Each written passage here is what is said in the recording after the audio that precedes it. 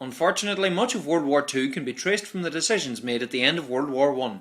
The blame was laid on Germany for causing so much hostility, and as a nation, they got the brunt of the guilt. In the closing days of World War I, the Germans ousted the Kaiser and became a republic, but they went into a deep depression as a nation. It was not helped by the global financial crash of 1929. Germany's economy collapsed, currency was worthless. Amidst this chaos, an Austrian politician would rise up to give the nation hope. His name was Adolf Hitler. The Treaty of Versailles had left many countries with internal wars for power. Communism was now the big power in Russia. There was a right-wing movement in Europe called fascism, which was ruled with an iron fist by the men at the top. Fascists felt threatened by communism as it sought to spread wealth equally amongst the people, theoretically at least.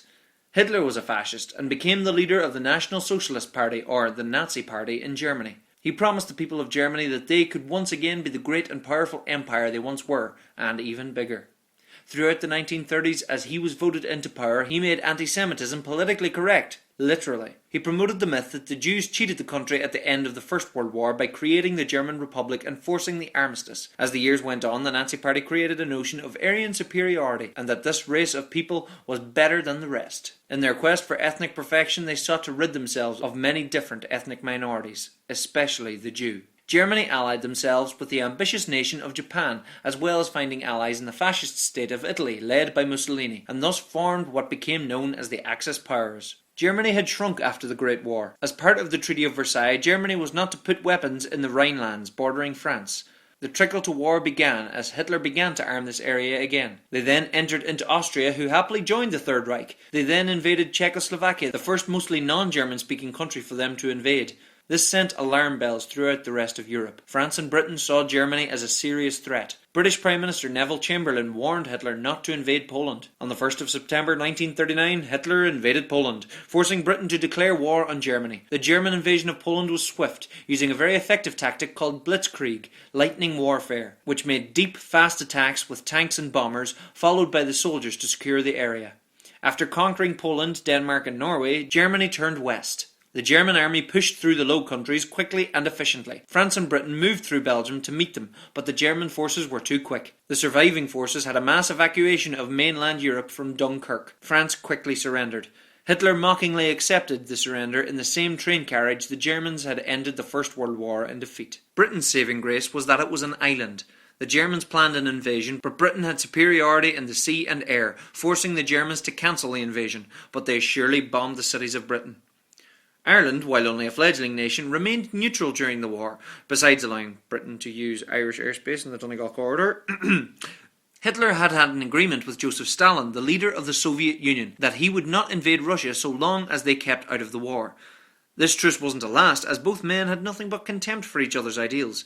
Eventually, Hitler decided to invade Russia, and the first few months of the campaign were hugely successful for the Germans. They killed and starved millions of Russians as they pushed deep into Russia. Russia was to lose over 20 million people in this war, the most of any nation. The Russian army at the beginning of the invasion was poorly organised.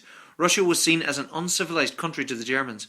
Ultimately, only miles from Moscow, it was the winter that doomed the Germans. They weren't ready for the extreme cold. The Russians were. While Hitler was busy taking over Europe, the United States of America looked on from the outside. Although officially neutral, the United States began supplying the Allies with aid and cutting off oil to Japan. The ambitious Japanese Empire had already invaded parts of China and French Indochina before the war, and planned to expand across the Pacific.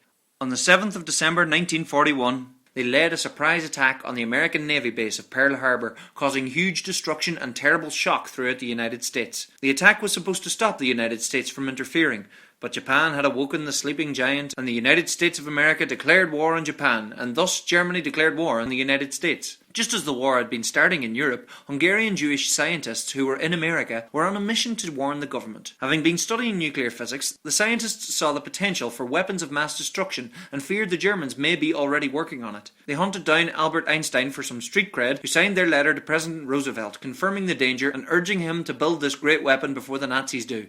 It was a race against time. The Allies moved right across the north of Africa in 1942. By 1943, the Italian people had ousted Mussolini, seeing the Allied approach through Sicily. The Allies moved on up through Italy, and German forces came straight in to take over the defences. June 6, 1944 was D-Day for the Allies, as they made a massive landing of troops in Normandy. They fought their way into France and eventually secured their position. Paris had been liberated. Russia, which by now had amassed a huge army, was pushing hard against the Germans. As the Red Army pushed back through Poland, they began to uncover a terrible truth. The Nazis had been rounding up Jews and other ethnic minorities and exterminating them in death camps. In what became known as Germany's final solution, they sought to obliterate the Jewish population of Europe. 6 million Jews were murdered in what became known as the Holocaust. The most infamous concentration camp, Auschwitz, became a custom-built death factory of gas chambers and furnaces. The Allies liberated the survivors. Many of the Jews returned home unwelcome, their houses taken in their absence. The Allied leaders Churchill, Roosevelt and Stalin met in Crimea to plan for the future of Europe. The Allies closed in on Germany from all directions. It was Russia who reached Berlin first, and in the late afternoon of the 30th of April 1945, Hitler shot himself. A week later, the Nazis surrendered. The war in Europe was over.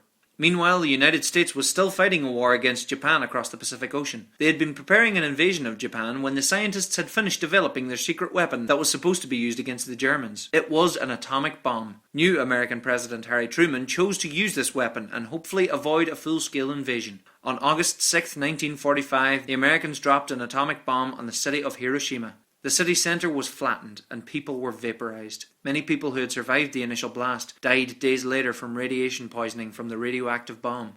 The Soviet Union then declared war on Japan. They did not surrender, so America dropped another atomic bomb on Nagasaki. Days later, the Japanese surrendered, ending the Second World War. It is still an ethical question asked today if it was right to use such a destructive bomb on a population to save the lives of many in a possible invasion. Once again, the world was a changed place after this war. Many of the Nazis were tried and executed for their war crimes. Germany was occupied and divided into East and West. The map of Europe had changed once again. Over the next decade, 2 large military alliances would form from the Allies, NATO and the Warsaw Pact. Differing ideals between these alliances would set the scene for a long period known as the Cold War. The United Nations was set up to try and prevent another world war. So far, thankfully, World War III hasn't happened yet. Let's keep it that way, shall we? Yeah? Okay? Let's not blow each other up? Good. Okay, thank you.